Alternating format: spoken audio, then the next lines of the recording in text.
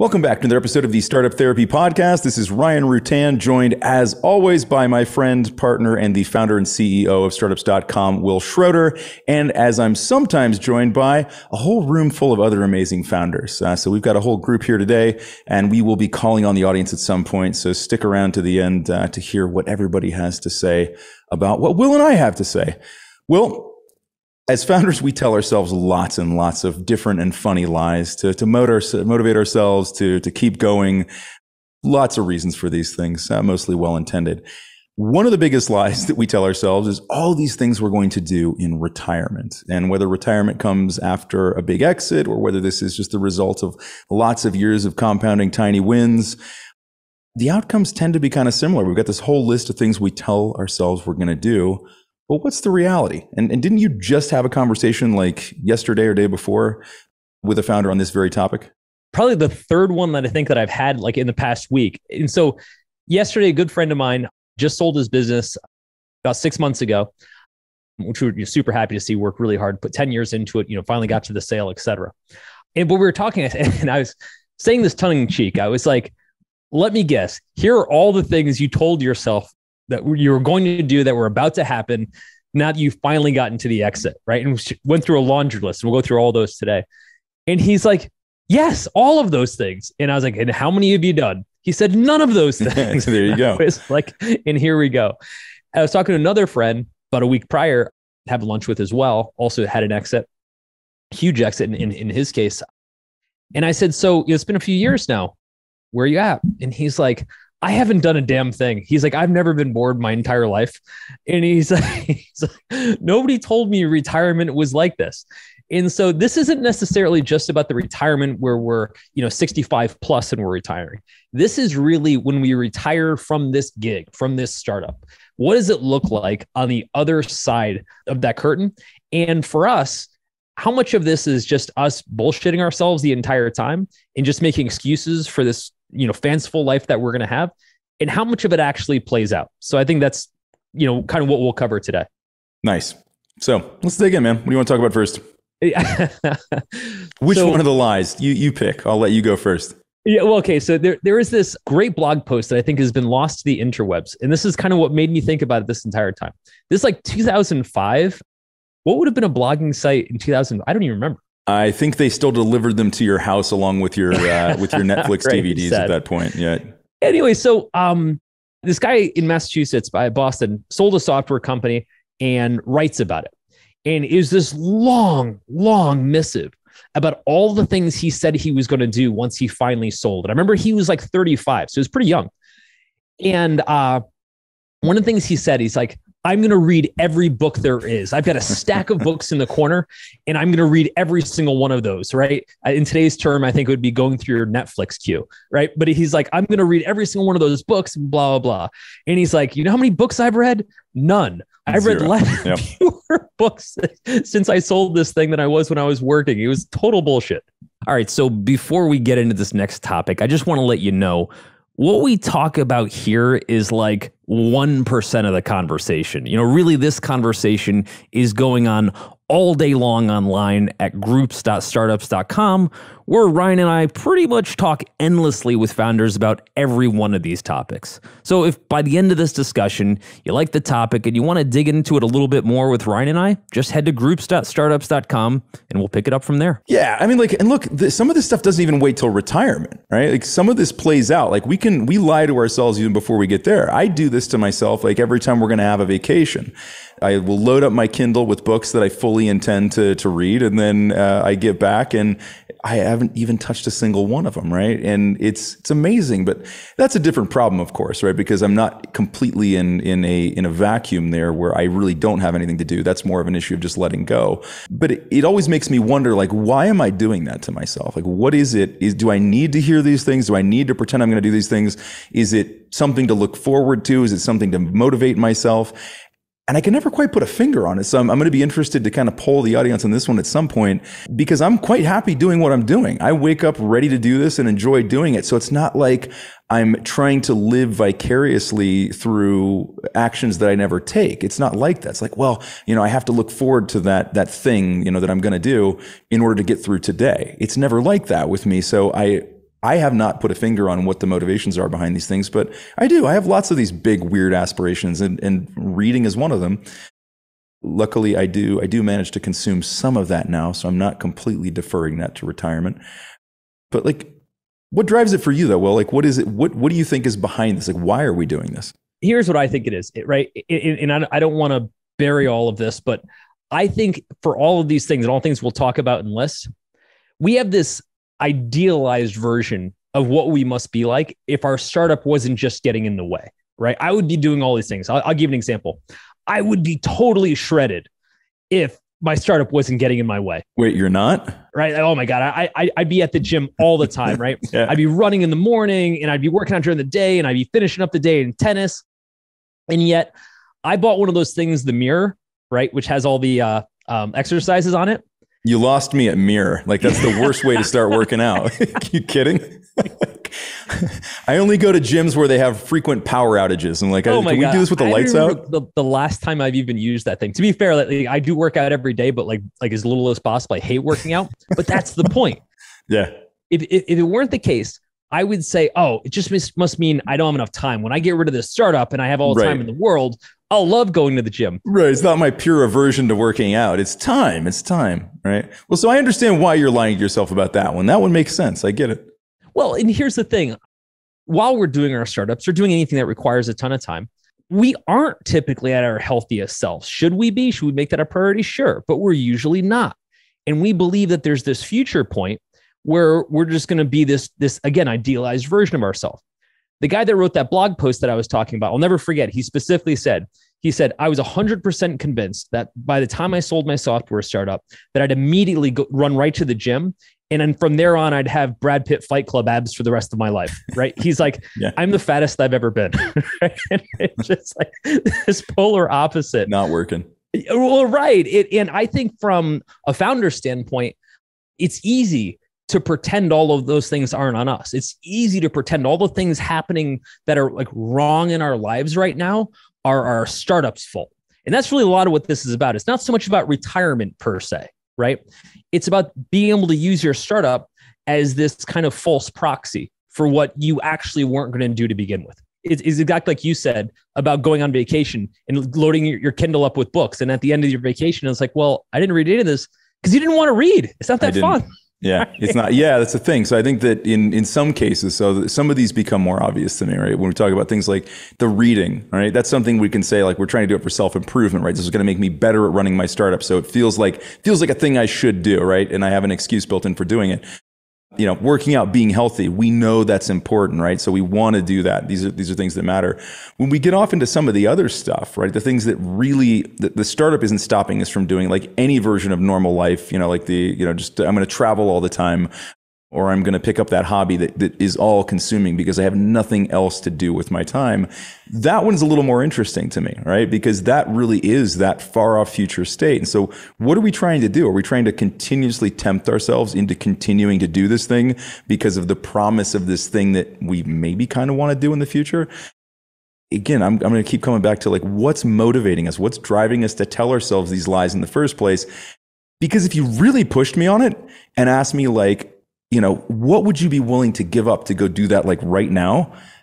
I'd probably be like, I don't actually want to do any of those things that much, right? Like, so again, like, what the hell is dragging me to say like these things like, okay, here's all these perfect future plans that I actually am not that excited about. They're not exciting because you actually haven't had to do them.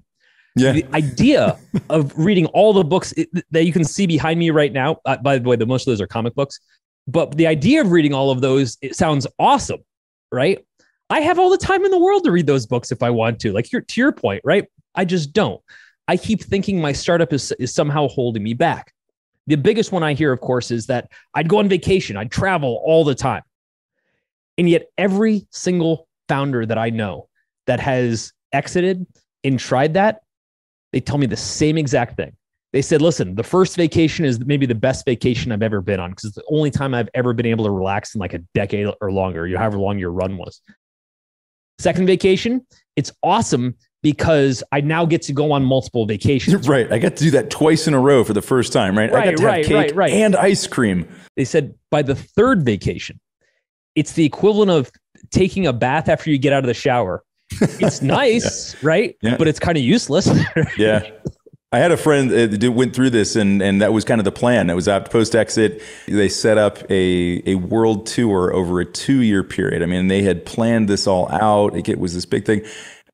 We were talking probably 3.5 months into this, and I was like, oh, so you guys really enjoying, like, what's your favorite spot you've been to? He's like, look, we've been to some really cool places, and I'll tell you about that in a minute. But first, I just have to tell you, like, I just feel like I'm homeless. That was how he felt. He's like, I just feel completely untethered, ungrounded. We're enjoying parts of it. He's like, but I feel like we've completely lost center and we don't belong anywhere anymore. And so it's really, really unnerving. And we're thinking about pulling the plug. And they did. They ended up making it like another 3.5 months. They also got pregnant. And so I think that put a little bit of a kibosh on how much moving around they felt like they could do with their second. But yeah, it was not at all, this, and they had planned for this, right? This was, leading up. They had almost exited once before, didn't happen. And I remember he was really disappointed because they had plotted out all the places they were going to be post-exit. They finally get to do it, and it wasn't quite as much fun as they thought it was going to be. Here's why, though. I think because what happens is when you don't have vacations, like anything else in life, when you don't have something, having it is extra special. For me, when I get to go on vacation, we've got spring break that we're planning now for the family. When I get to go on vacation, because I'm tired, man, I'm burnt out, right? So the right. idea of going somewhere where I'm not tired and burnt out sounds awesome. Sounds great. Yep. But what would it feel like if I wasn't tired and burnt out, right? I look around and I'm like, this is kind of a small room that I'm cramped with my family in. Like I've got kind of crappy food. I keep having to go to the same pool every day. Like it's not quite the same thing. And so a big part of what makes vacation special is the fact that you don't get to do it all the time. It's like anything else. When you eat first slice of pizza, it tastes delicious. Second slice of pizza, not so much. By the 10th slice, right, you're passed out. It's disgusting. The whole thing is it's enjoyable when you're hungry, not so much when you have it all the time. And I think vacation is the same. It sounds like something I would do all the time until you actually do it all the time, and it burns off fast. It's no longer vacation. It's just travel, which isn't quite the same thing. You know what I mean? Yeah, for sure. I think one of the biggest misconceptions is we've both gone through periods where we had a little less to do, right? Not down to nothing, but kind of post exits. There's that time in which you get a taste of this. Neither of us wanted to retire. Neither of us have. But you don't become a different person. I think that's a big part of it, was that the assumption was not only will my life be different, I'm somehow going to be different, right? I'm going to be that person who likes working out all the time. I'm going to be that person who likes reading all the time. The reality is we have no idea because we've never had and I'll use the word luxury here, and maybe it's not really a luxury, but we've never had the luxury of being able to just read all the time or work out all the time or do whatever the heck it is you want to do all the time. Spend all your time with your family. And that's another one I think we should talk about, because that one tends to come up when I'm talking to founders who've now exited, and there's some real mixed and interesting results in that bag. But I think that's a big part of it, is that we somehow assume this is going to be a life-changing event during which I as an individual change. And the reality is you just don't change that much, right? You're still the same you with just a different set of resources available to you. But it's a problem, though. It's a problem if we believe all these things to be true, and we specifically believe that it's our startup that's holding us back. Sure, for sure. Because we have all these things that are going to blow up in our face. The first is we're going to say, I got to get out of this thing, right? All of these things aren't happening because I'm stuck in this thing. So I have to get out of it. So we create this kind of artificial rush to decouple ourselves from our startup or try to get this away from us. And sometimes there's good reasons. There's some stuff you do want to get rid of, like stress, right? Just stress in general, or, being leveraged all the time, or being broke. I mean, you name it.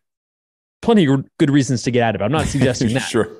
But what I'm definitely saying is, when we start to idealize what the other side of it looks like and then rush to get through it. Yeah. This becomes a big problem. It breaks in so many ways, right? And I think from our standpoint as founders, we start to think about, well, until I get this out of my life, right?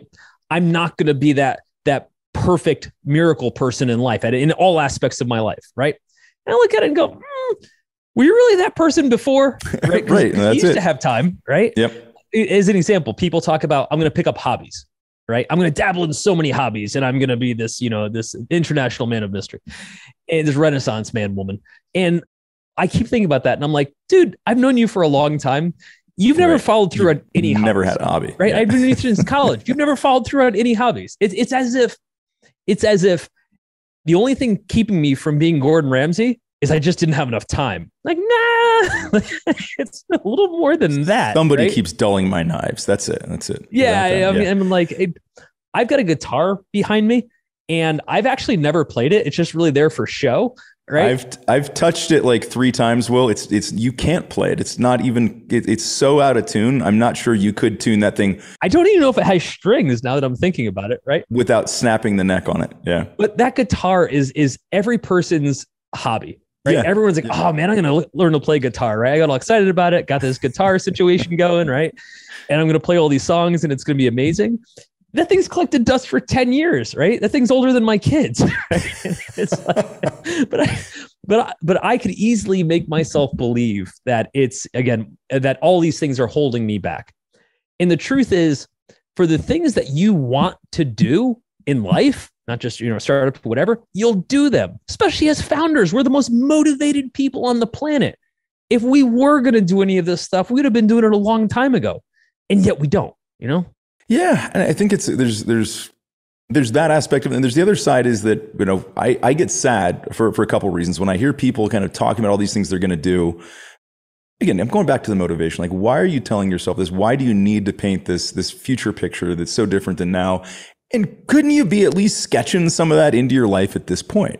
All right, we've talked about this a number of times, but this concept where founders end up deferring happiness now for, the promise of some different future really, really hurts. Because you and I both know, right? The future is uncertain, right? You may have these things happen, you may not.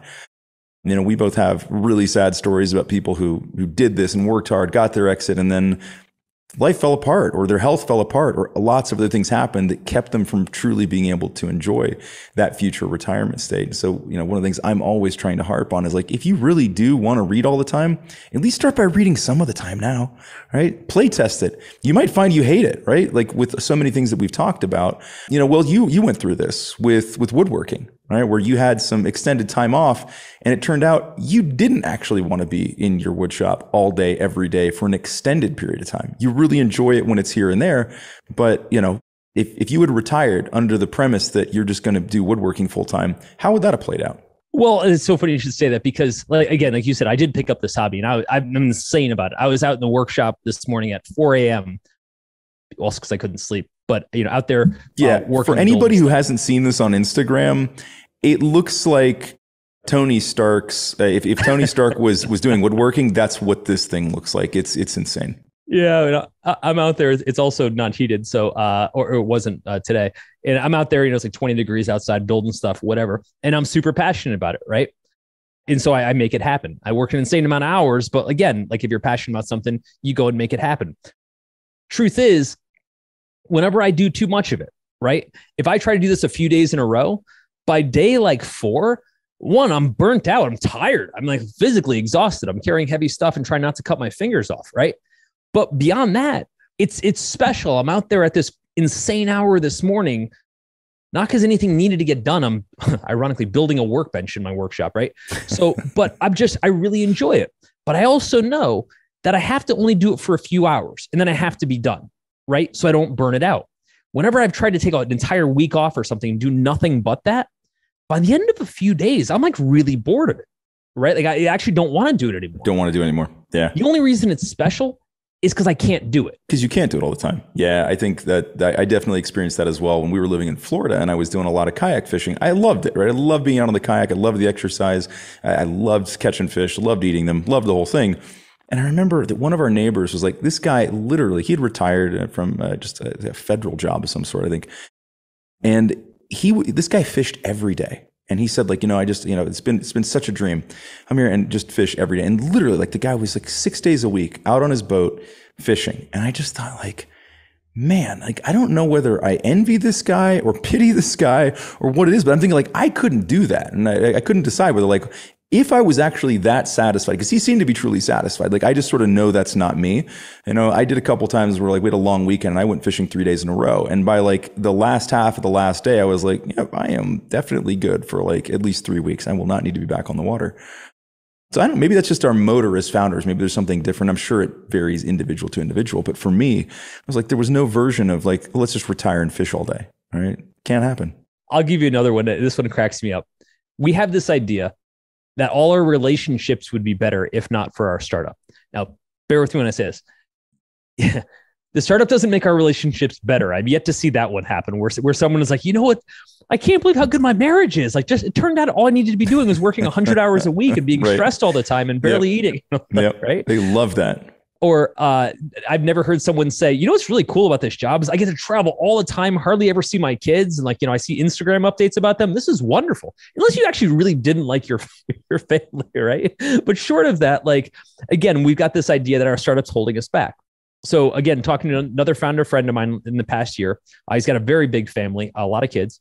And he said, he had the most interesting feedback. He said, you know, I thought for sure that once I was able to retire, so to speak, and, you know, not be working my startup, that I'd be so invested in my family and my wife and everything else like that.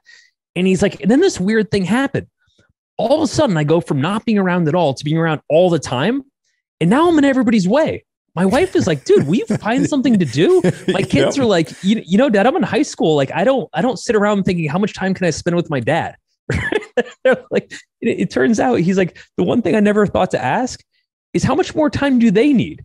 Turns out they needed like an extra hour or so. We right? don't want all your time. Exactly. Yeah. Dad, could you be around for 16 hours with nothing to do but annoy me all day? Again, it's not that we don't want to be with our loved ones. We do.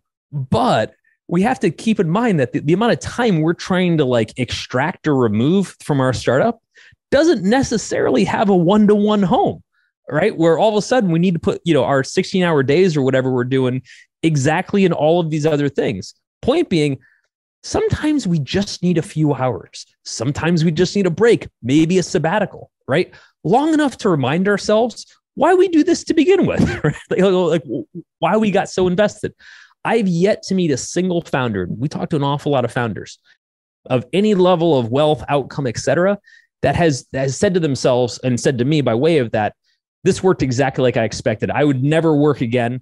Every single founder I've talked to, the only thing on their mind is how do I get back into another startup? Because for as much as it seems to have like taken from them for so long, it was also simultaneously the most rewarding thing that they had ever done. And taking it away from them was like taking basketball away from Michael Jordan or, you know, football away from Tom Brady. It's who they are. That's fundamentally how we're built. And it's damn near impossible to replace. You know, by the way, I just want to mention, if what we're talking about today sounds like the kind of discussion you wish you were having more often, you actually can. You know, we're online all day, every day, working through exactly these types of topics with founders just like you. So any question you would have, or maybe some problem you just want to work through, we're here and we love this stuff. And we're easy to find. You know, head over to groups.startups.com and let's just start talking. That feels like a great ending for the first segment of our program here. So why don't we jump? It looks like people have responded here. I'm seeing 38 comments. This has been awesome. I did not open any of them because I was afraid it would screw up the video pane. So let's get over to it. Let's start with Donna. Donna, are you with us? Let's do it. Donna, where are you? Donna, retirement looks like less responsibility. You want to pick that one up? I think the responsibility just looks different. And like you guys said, you pointed it out, we are who we are, and that's not going to change. So, it's you choose what your responsibilities will be, and they just look different, I think. What would that look like, Donna? What would you like to be less responsible for right now? I think a lot of times when we think about retirement, we think about the financial security being there. And so the responsibility with the finances is a big part of that.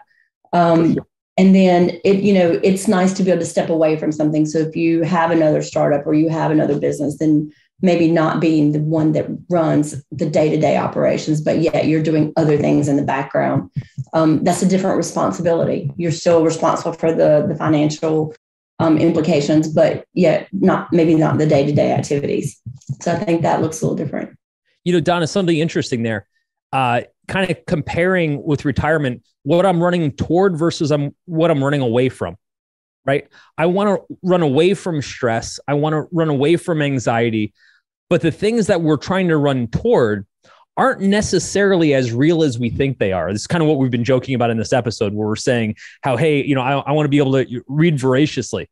And it's like, I want to be able to read voraciously. I don't necessarily need to read voraciously, right? I'd like to be able to have the time to go to the gym. Might not actually go to the gym, but I'd like to at least know that I had the time. Yeah. Flexibility and freedom are kind of really what we're talking about, right? And I think we use these other activities as a proxy so that we just don't tell people, I just don't want every moment of my life to be spoken for, because a lot of the people we're talking to don't have that context, right? Unless we're talking to another startup founder, people who worked a 9 to 5, they may not have any idea what that's like. They're like, well, what do you mean? Like, what do you mean? It wasn't like you were working 24 hours a day. No, but my brain sure was, right? Like you can't let it go. So I think freedom and flexibility are a big part of what we're talking about. And that is something to strive for, right? But again, like, don't necessarily have to defer it to retirement. Absolutely. I think it's about balance too. Retirement gives you the ability to be more balanced if we let ourselves do it, right? Oh, founders are so good at this one. We're so good at like we just nail this one every time. Yeah, sure. Yeah, you're right there, Donna. All right, Andreas, I don't think we really want to fully retire. Can you give your thoughts there? Yeah, sure. I don't think it's for the kind of people that we are, that I am definitely. And I think all of us are. I don't think it's healthy to fully retire, at least not like a one-day stop-up. Like I work until 65 or 70 or whatever, and then I just stop. I don't think that's a good idea. And I think my father has done what I kind of plan on doing. He has stepped down a little bit at a time. He has removed customers that he hasn't really enjoyed that much. He has taken away a little bit at a time. And now at 72, he's working maybe 2 days every week, sometimes 5 days in a week, but he only does things that he likes and nothing else.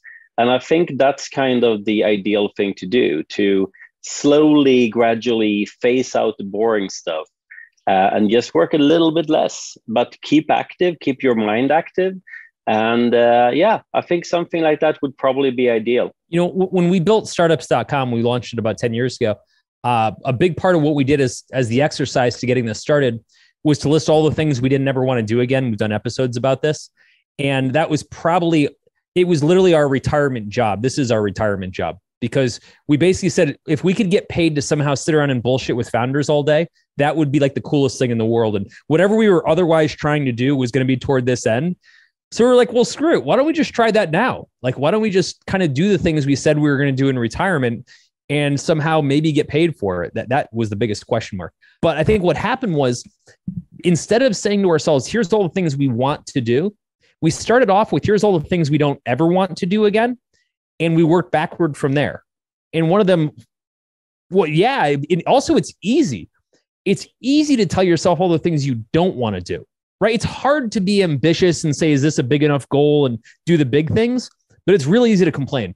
And so we just sat around and listed all the things we were complaining about and said, let's just not do that anymore. Ryan, if you remember having this discussion about, being kids growing up and all the time we didn't get to spend with our parents, in saying how we didn't want that to be replicated, simple things. But I think retirement is often this fantasy of, I won't have to do all the things I don't want to do. And that's a big part of it. But we're not necessarily totally kept from making some of those retirement changes now. Retirement doesn't have to be for the future, can also be for the now. I think it's worth noting. Yeah, no, I just said, start doing that as quickly as possible. I mean, I'm 42 now. I'm already doing that. I'm already removing all the things that I don't want to do, saying no to things, just letting other people in my organization do them. Why wait until I'm 65 to do it? Just remove as much of that crap as possible as soon as you can. And then you're going to be happier for it. We chipped away at it too. Like it's easy to make bold proclamations, to have that one moment of inspiration while on vacation, write down all the things you're not going to do. Really hard to actually stick to it, like anything else worth doing.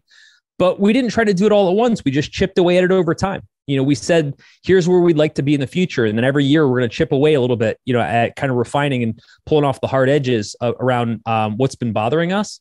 And fun fact, when you take all the stuff you don't want to do, you come home and complain less. It's not that like life, you've done something so amazing. You just have less shit to complain about. You're like, oh, okay, well, I guess I'm not working with jerks anymore. Well, that worked out pretty well. That was half my dinner time conversation with my wife. So that's not happening anymore. Like, it's just, it's amazing how it all stacks up. Justin, you're never going to retire. That's a lie. Tell us where your head was at. Yeah, the idea is that it's kind of similar to what my grandparents did. So my grandfather's actually made and lost his wealth something like 3 or 4 times to his stories. But for this 4th time, he actually retired and then built a self-storage business in Texas. And he's made more money from the retirement business than he did in actually working. Funny how that works, right? Yeah, like you take away all the stress and somehow, some way, the creative juices start flowing. And so you, I don't know, end up doing better for yourself. Yeah, I agree. Richard, retirement, instead of building businesses for fun, to make a living, build businesses for fun only. What are your thoughts there? I like the sound of this. My startup started as like a hobby that I got good at, to the point where people were willing to pull out their credit cards to pay me for doing it, solving their problem. And it's still fun. Like, it's not always fun, but on average, it's fun. But I also need to do it to make a living. And this is my way to not have to get a job, which is awesome. But my vision of retirement is actually doing the same thing, but then I don't have to do it anymore, which I don't have experience with. So maybe the joke there, the way I'm fooling myself there, is that removing that need makes it different. But yeah. Here's the thing. Where we're at, Ryan and I in the startups.com team, you were a profitable, self-sustaining company, right? And so for the longest time, that's all we were trying to be, right? We were just trying to kind of get over that hump, like everyone is, right? Just trying to make it so that for once you can stop worrying about how bills are going to get paid, right? Like anything in life, your worries just move on to something else, but you're just not worrying about survival. The problem is, once we got to that point, it was just like, because we're founders, like, okay, well, that problem solved. Now let's go create a whole bunch more. Like we could have just kind of stopped there. But I think like everyone else, we're like, no, well, there's a whole bunch. Like, that's why we bought all these other businesses. Like, we have other people's problems to solve too. This is wonderful. But I think it's kind of our DNA. We like to solve problems, which inherently mean we're just driven toward friction, right? We look for friction, and that's our challenge, right? Well, at the same time, we complain about it. We talk about, oh my God, I can't believe, I've gotten into this or gotten into that. Like Ryan and I didn't sleep for a month when we acquired Zirtual years ago, right? Wow. That was a fun period. At least a month. And we were complaining about it. It's like, dude, you guys put yourselves in this situation. Right? Yeah. Like, what are you complaining about? Yeah, it wasn't like we didn't see that coming. It wasn't like, well, this was just a lot more work than we thought. Like, we knew exactly what we were getting into and we jumped in. I agree. Jack, your definition of retirement is based on independence to invest time, energy, time, and attention into the majority of things you want to do. Yeah, it really comes from total motivation and the Vega factor, where if you can eliminate the emotional, economic, and obligatory reasons for doing things, and do things because you're curious and you want to play, or you see some purpose or potential in it, I really want to eliminate all of the things that suck energy away from me. Again, emotional, economic, or some inertia or obligatory reason. I get that. So what feels like retirement for you right now? Are you doing anything that feels like, okay, I'd be doing more of this? I'll say that in my day-to-day, that the emotional, economic, and obligatory reasons for doing things are ever present in the startup, being venture-backed. And, it's pressure to perform and deliver and execute and implement. Whereas if I just wanted to go do something randomly because I could, while still honoring my life commitments, I could go do that just because I have the choice to do it. Like I said, all the founders that I've talked to, they all have like this 6 to 12 month honeymoon period where they do all the things they said they were going to do. And again, all of those things like reading or whatever, or vacationing, it turns out like there's a fairly finite lifespan on how long you can do those consistently before they burn out. The way I was describing, like when I go in my workshop and go build things, like I can do it for a few days. And then after that, I just want to actually usually go back to work. And it turns out there aren't that many things that we can actually do with 16 hours a day, every day for the rest of our lives, which is why almost invariably everyone comes back to starting a startup, not just because of the challenge, because you got to have something to do all damn day. You can only play so much golf, right? or whatever it is that you do. Yeah, I've already played all the golf I'm going to play in my life. I've decided. I've maxed that one out. Yeah, it was very little, and I'm good now. Yeah. All right, Ryan, where'd we leave off? Let's see here. Looks like we talked to Andreas. How about Lindsey? But he came back. Yeah, so... Oh, he came back? He came back, yeah. So traveling the world, driving, spending time with friends and family. Yeah, or diving, not driving, diving.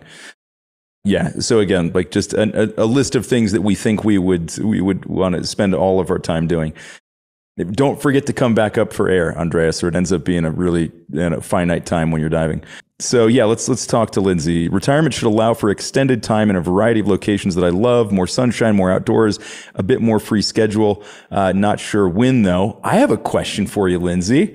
Why not now? Like I kind of did this part of it already. I got to the more sunshine, more outdoors, free schedule, maybe less so, but with the startup and 3 kids, that wasn't really part of what I felt like was realistic. So why not some of that now?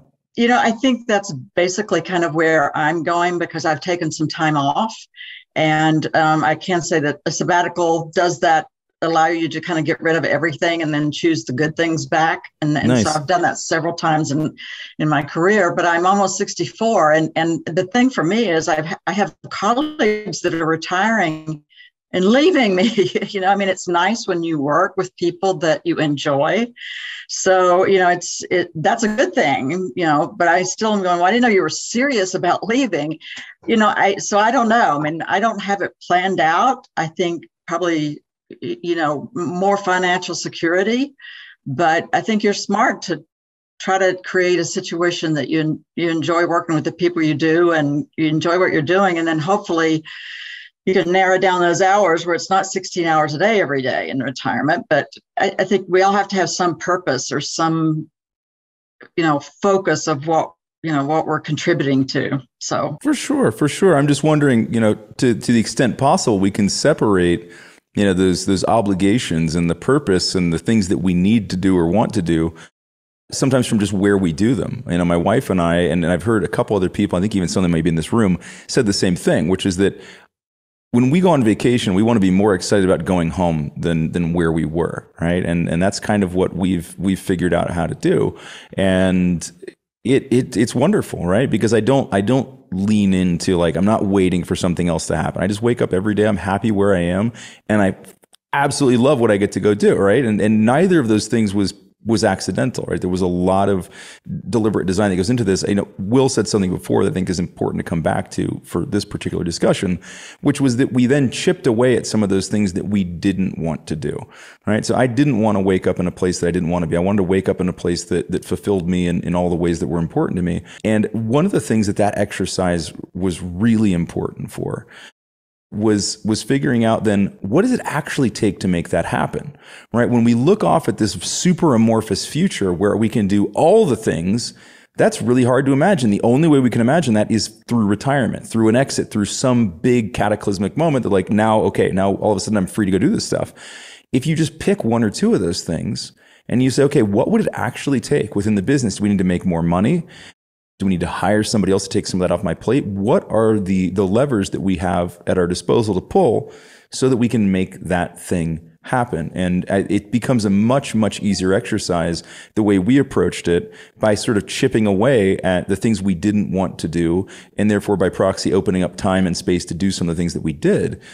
But it wasn't an all at once kind of thing. It was stepwise, and we got real clear on, well, I want to make this happen. So what's that going to take? So I'd encourage everybody to just start to look for those opportunities to say, hey, I may not be able to go full retirement, but what's that one thing I could tweak in the next 6 weeks that would make me super happy? And again, maybe you try and it doesn't. You're like, well, I'm going to carve out 3 hours for reading a day. Turns out I only need 1. Cool. I just got 2 hours back to do something else with. I agree. And, I think just giving yourself, when you're that personality, whether you're a startup founder or not, just giving yourself permission to take 3 hours and say, turning my phone off and this is for me. It becomes more enjoyable then because it's part of your schedule every day. So, but yeah, it's good conversation. Lou, you said that that you're living your early retirement now from corporate life. If you could rewind the clock a little bit, back to corporate life, what would you have done a little bit differently if you could have? I think if I could have slowed my mind down and had a little bit more confidence along the way versus trying to compete in a culture that's really buttoned down and not realizing that my brain really, I was an entrepreneur, right? And I had some freedom to do that. And once I left, I was like, no, this needs to get done. And so I started down that road and I took all my pennies and I put it over here and I said, this is easy. Wait till they see it, because, when I worked for the company, everybody loved to buy from Lou and talk to Lou, and Lou could solve problems. And when I didn't have this big icon behind me that said you could trust him because we've been in business 100 years, the game changed a little bit for me. So where I'm at now is trying to figure that out, right? I mean, it's very different skill set, and it's coming together. It's taken a long time. I thank Ryan for his help, because you get the right information at the right time, and so there's been some movement. But as I look at it from the past to today, is there is no real retirement. There's no like line in the sand. It'll be sort of this fading out sort of. And I say the right amount of time with family. You guys have spoken to that, because this is great. So I retired and my bride's right over here. And yeah, this could be, I didn't realize I was it's so frustrating to other people. So continue to do this. And there'll be another thing. I'm going to have a building, just so I leave this building to go over there and she can have her world back. But my brain's busy, and in corporate life, they put me where I worked, right? And that was where something was broken and needed to be fixed. And that's great for me. And that's that entrepreneur piece, right? You can go in there and take something, turn it around. And so I don't know that part ever goes away from you as you age. It's a number. Retirement's an old phrase, I think, specifically for founders and people that have brains that just need to be occupied, because maintenance leads to, like, if I had a job, and I've had them, where you get things put together, I start to get loose, right? You're not as focused on things. Now I spend a little bit more time cajoling with friends and whatnot. And so it's not as productive, though it feels good in the moment. So yeah, I think you fade into it. There's no line in the sand, and having the revenue. Somebody said it really early on. That's security that I don't need to be a king. I just need to be able to kind of come and go, and This seems to be a recurring theme. I mean, I'm going to jump now to Kathryn's comment, which is retirement to me is that I'm still building things, products, services, nonprofits, et cetera, that matter to me, but without the anxiety that the outcome of those projects will determine my ability to cover my living expenses or have to return capital to others, right? And so this is kind of a reflection that we've heard a couple times over. Kathryn, you still here with us? I have a very limited view of who's still on the call. But I think this is what we keep kind of coming back to, which is, and I love this, right? Like how amazing is it that we have this opportunity, this luxury of saying, like, my retirement, I just want to do more of what I'm already doing with just a little less pressure around it, right? How amazing is that? Think about people in other lines of work, non-entrepreneurs, people who are just working a job. How many of them are you think like, as soon as I'm done, working middle management for Amazon, I think what I'd like to do in my retirement is work in middle management for Amazon, right? Nobody ever, right? Nobody ever said that. So Kathryn, so why do you think that is? Well, I mean, I think that as a founder, and Wil knows this a lot because we've talked about it, you kind of go into this with this, especially if you're a first-time founder like I am, this expectation that I can just muscle my way through anything. We have to believe that. Yes, that's not reality. You can exert every ounce of wisdom and hard work and discipline and sacrifice, and things can still not work. And, being able to kind of work through that mindset and understand But as long as I always have a really clear next milestone that I'm working towards, and that's going to be a decision point of, A, go here, B, go there, and just always having that focus makes this journey a lot more enjoyable. Not certainly immediately or entirely less stressful, but somewhat less stressful. So I think it's kind of like we love this trapeze act that we do. It sounds like our pre-retirement is the trapeze act. Our post-retirement is the trapeze act with a safety net, right? Like that's kind of what this comes down to. Like, I want to still do all this risky stuff. I just want to know that if I fall, it doesn't cost me everything. It doesn't cost me my financial freedom, my health, anything else. Yeah, it makes sense. And I think to the point you guys made earlier, it's how are we also interweaving in those things that we maybe are like putting off to some future that may come. And I'm actually, just as an example of this, I haven't met my nephew yet. He's 5 months old and I've not met him because he's in Hawaii. And when am I going to carve out time to go to Hawaii and visit my nephew? Anytime you have 14 and a half hours for a flight, Kathryn.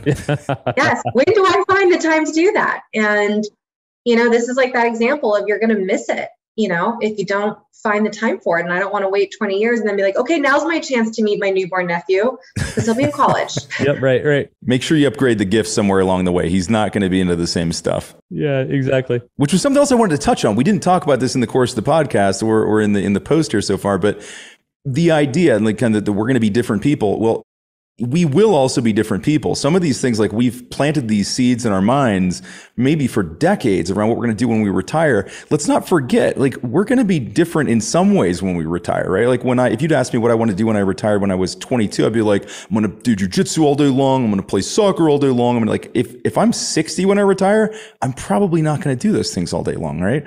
It'll kill me. You're going to try that. I know. Yeah, so we have to plan for some of this stuff. All right, who else we got here? Let's see. Tugura said, dreaming retirement that way, like swimming and sunbathing every day, is nothing but the outcome of an overloaded founder life. You try to convince yourself you'll stop one day and that you'll deserve to live properly. Oh man, yes. So this is kind of what I was getting at before. What is this underlying motivation? Why are we doing these things? So yeah, so this is I'm going to dangle the carrot in front of myself. Even though I'm holding the stick with the carrot on it, I'm going to chase this because it helps me to get to something that I want in the future. And yet, don't defer the enjoyment. I think it's such a great piece of advice. We said this once on the podcast, but yeah, you don't earn any interest on happiness, enjoyment, or life deferred. You just lose it, right? It doesn't come back. And it certainly doesn't compound. Will, did you pick any others out there? We're just making fun of you. You're making fun of me? A little bit, trying. These are awesome. I love doing this with all of you guys because when Ryan and I do it, we're just kind of like hanging out in a room by ourselves, so to speak. And like, we're like, okay, I guess we're done talking about this. Although like the conversations are fun. So I know I'm probably share Ryan's sentiments here, but I really want to thank you guys for taking the time with us and in being part of this episode. We're going to do these every month. So if you want to join in on those too, we'd love to have you. This is what we get to do. We just get to sit around and bullshit with founders. So this is our dream job. This is retirement. All right. So that was fun, but let's actually keep this conversation going. You've heard what we think about this, but Ryan and I would really like to hear what you think. And we're online like all day long, pretty much talking about every startup topic you could think of, from fundraising to customer acquisition to just really how to get all of this crazy startup stuff out of your head. And there's tons of other founders just like you. They're weighing in on these topics, so you'll get a chance to just hang out and meet some really smart founders. We're also super, super easy to find. You head over to groups.startups.com and let Ryan and I hear what's on your mind. Let's get to know each other a little bit, and let's just start having more of these conversations.